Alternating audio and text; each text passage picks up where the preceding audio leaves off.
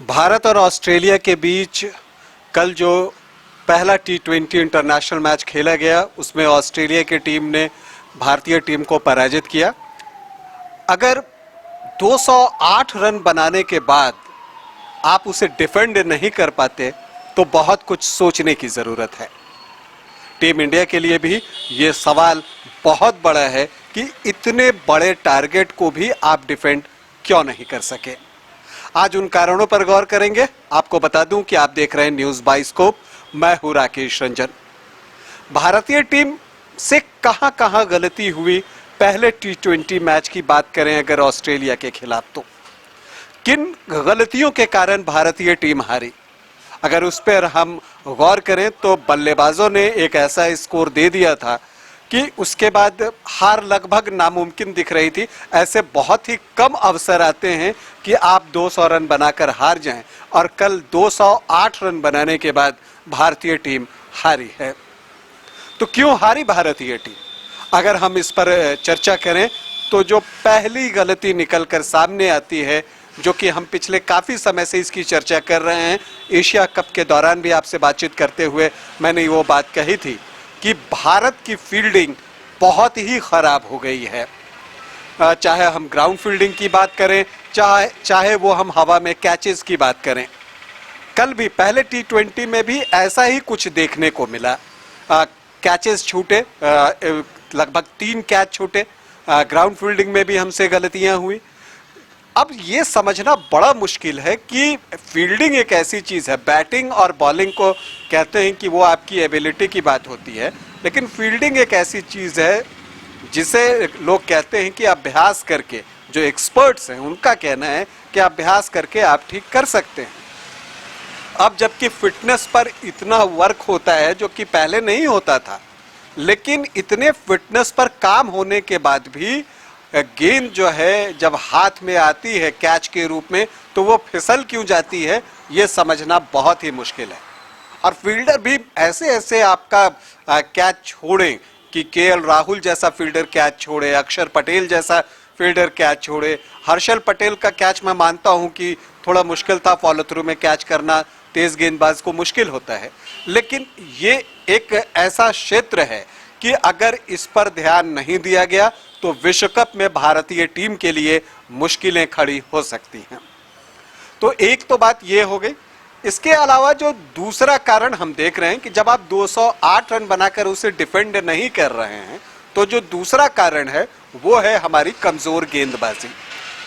अगर पहले T20 में हम अक्षर पटेल की गेंदबाजी को छोड़ दें, जिन्होंने 4 ओवर में 17 रन देकर 3 विकेट लिए, तो अन्य किसी भी गेंदबाज ने बहुत ही इम्प्रेसिव गेंदबाजी नहीं की और सभी ने रन लुटाए। एक बार फिर से रिसीविंग एंड पर भुवनेश्वर कुमार थे। उन्होंने 4 ओवर में 13 के औसत से, प्रति ओवर 13 के औसत से रन लुटाए हैं। आप क्या कहेंगे? भुवी इतने अनुभवी गेंदबाज हैं, इतने दिनों से खेल रहे हैं, और ऐसी क्या बात हो रही है कि उनकी गेंदबाजी जो है वो प्रभावी नहीं हो रही है, उनकी गेंदों पर खूब रन बन रहे हैं। बदले हुए रूप में युवी दिखे कल, जब उन्होंने डेथ ओवर्स में कोशिश की कि वो यॉर्कर्स डालें, लेकिन वो उनका बहुत नेचुरल नहीं था। नकल बॉल कल नहीं देखने को मिला, तो यॉर्कर्स डालने के प्रयास में वो जो है अपनी लाइन से भी भटक गए और इस वजह से कुछ वाइड गेंदें डाली, कुछ यॉर्कर सही नहीं पड़े, तो वो फुल टॉस बन गए, जिस पर कि रन बनाना बहुत ही आसान हुआ। तो 19वें ओवर में कल फिर से भुवनेश्वर ने रन लुटाए, बल्कि अन्य ओवरों में भी भुवनेश्वर ने अच्छे खासे रन लुटाए हैं। एक दूसरे गेंदबाज जिसकी कि हम बात करेंगे वो है भारत के सबसे सफल गेंदबाज T20 क्रिकेट में, और वो हैं युजी चहल। पिछले कुछ मैचों से हम देखें तो हम देख रहे हैं कि युजी चहल भी वो प्रभाव नहीं छोड़ रहे हैं जिसके लिए वो जाने जाते थे। वो काम वो नहीं कर रहे हैं। वो विकेट लेने के लिए जाने जाते थे कि वो मिडिल ओवर्स में विकेट निकालकर टीम को देते हैं, और हम सभी जानते हैं कि चाहे फॉर्मेट कोई सा भी हो, अगर विकेट गिरता है तो बैटिंग करने वाली टीम के ऊपर दबाव बनता है। युजी चहल इसी के लिए जाने जाते थे, लेकिन वो इधर हाल के दिनों में वो काम करने में सफल नहीं हो रहे हैं। कल उन्होंने 3.2 ओवर की गेंदबाजी में जो है वो 42 रन लुटाए हैं। तो अगर आपका जो मेन गेंदबाज है, मेन बॉलर है, मुख्य गेंदबाज है, वो अगर इतने रन लुटाएगा तो जीतना जो है वो बहुत मुश्किल है। तो कमजोर गेंदबाजी, हर्षल पटेल भी महंगे साबित हुए। हार्दिक पांड्या की गेंदबाजी देखकर ये लग गया है कि आप उन्हें पांचवें गेंदबाज के रूप में लेकर नहीं उतर सकते, आपको उनको कुशन देना ही होगा। ये जरूरी नहीं कि हर दिन वो अपने कोटे के 4 ओवर डाल सकें। तो कमजोर गेंदबाजी एक बड़ा कारण है। इसके अलावा एक चीज जिसमें कि धोनी के जाने के बाद से भारतीय क्रिकेट टीम स्ट्रगल कर रही है, वो है प्रॉपर तरीके से डीआरएस लेना। डीआरएस लेने में जो विकेट कीपर की भूमिका होती है वो बहुत महत्वपूर्ण होती है। और हमने हाल के दिनों में देखा है कि ऋषभ पंत ज़्यादा एक्साइटेड हो जाते हैं। जब गेंद बल्ले से नहीं भी लगी होती है तो वो कप्तान को कह देते हैं कि आप डीआरएस ले लें, या पैड पर गेंद लग जाए तो वो कह देते हैं कि हाँ ये आउट होगा, आप डीआरएस ले लें। और दूसरी तरफ दिनेश कार्तिक हैं जो कि डीआरएस लेने के लिए कप्तान को शायद ही कहते हैं, चाहे वो एज भी आए और खुद वो उसे कैच कर रहे हैं, बावजूद इसके वो जो है डीआरएस लेने के लिए अपने कप्तान को नहीं कहते, हिचकते हुए दिखाई देते हैं। और कल हमने इसका नज़ारा भी देखा था कि मजाक मजाक में जब एक डीआरएस फिर बाद में रोहित शर्मा ने लिया, वो सफल हुआ, उन्होंने क्या कहता है दिनेश कार्तिक का सर भी पकड़ लिया था। तो ये जो डीआरएस लेने का काम है, इसमें विकेट कीपर की भूमिका बहुत ही महत्वपूर्ण है और उसे एक्टिव रोल प्ले करना होगा। तो डीआरएस का सही उपयोग नहीं कर पाना भी भारतीय हार का एक कारण रहा।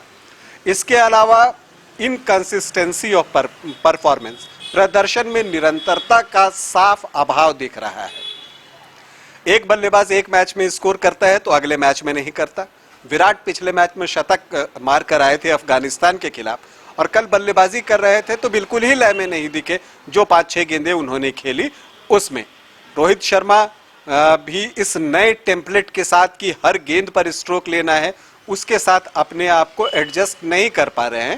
हालांकि टेम्पलेट उन्हीं का बनाया हुआ है कि निडर होकर खेलना है, लेकिन हर मैच में रोहित शर्मा वो काम नहीं कर पा रहे हैं।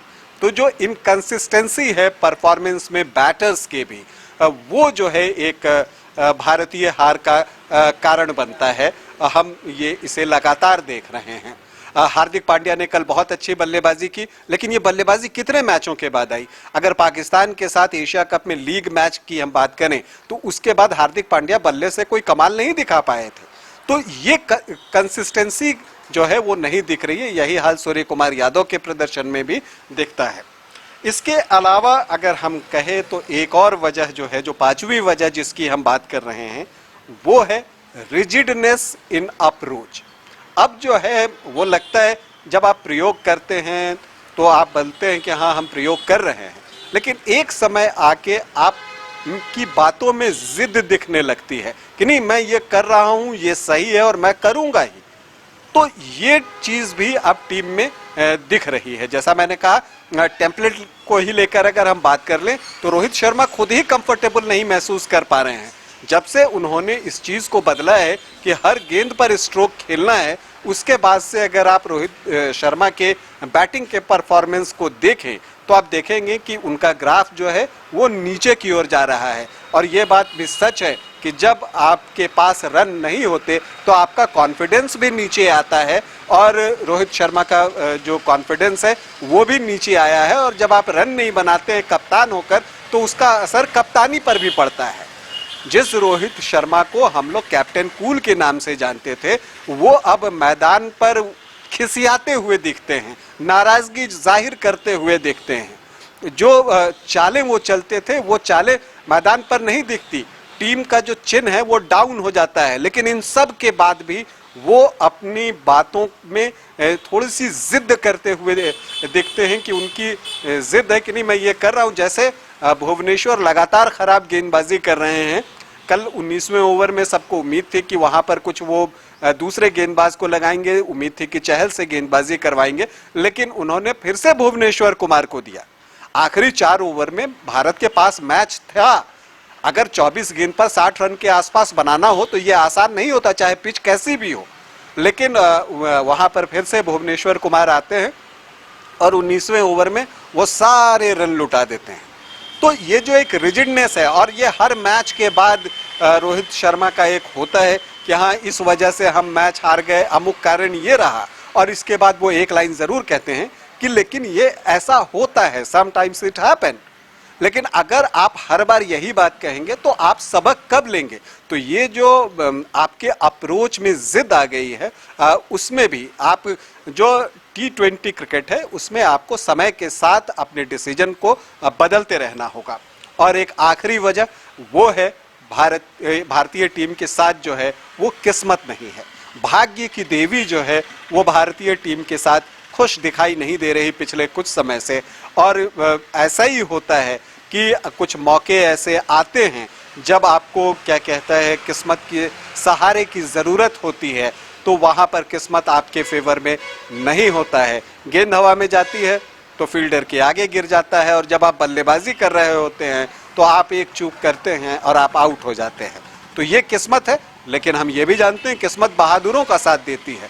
तो भारतीय क्रिकेट टीम को जो है बहादुरी के साथ प्रदर्शन करना होगा, और आने वाले समय में इन कमजोरियों पर, किस्मत पर तो आपका वश नहीं है लेकिन कर्म पर तो आपका वश है। जो गलतियां, जिन 5 गलतियों की बात मैंने शुरू में की किस्मत से पहले, उन पर वर्क करने की ज़रूरत है। और अगर उन पर काम होता है तो इस भारतीय टीम में वो मादा है कि वो विश्व कप जीत सकती है।